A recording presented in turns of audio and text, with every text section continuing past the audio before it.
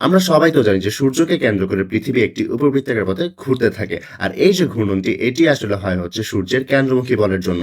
আর এই কেন্দ্রমুখী বলের যে যোগানটি সেটি আসলে আসে হচ্ছে মহাকর্ষ বলের জন্য।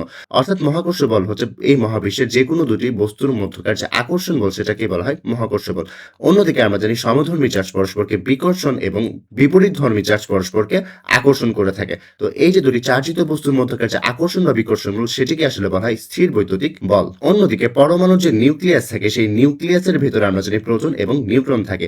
এই প্রোটন এবং নিউট্রনকে একত্রে ধরে রাখে যে বল বা বলতে পারি নিউক্লিয়ন সমূহকে নিউক্লিয়াসের ভিতরে একত্রে ধরে রাখে যে বল তাকে বলা হয় আসলে সবল নিউক্লিয়ার বল। এই যে পরমাণুর ভিতরে যে নিউক্লিয়াসটি রয়েছে সেই নিউক্লিয়াসের ভিতরে আমরা জানি প্রোটন এবং নিউট্রন থাকে। তো কখনো যদি পরমাণুতে নিউট্রনের সংখ্যা বেড়ে যায় তখন নিউট্রন প্রোটনে কনভার্ট হয়ে যায় এবং এতে করে বিটা রশ্মি এবং গামা রশ্মি নির্গমন হয় যাকে বলা হয় তেজস্ক্রিয়তা। আর এই যে তেজস্ক্রিয় ঘটনাটি সেটি হয়ে আসলে হচ্ছে দুর্বল নিউক্লিয় বলের প্রভাবে।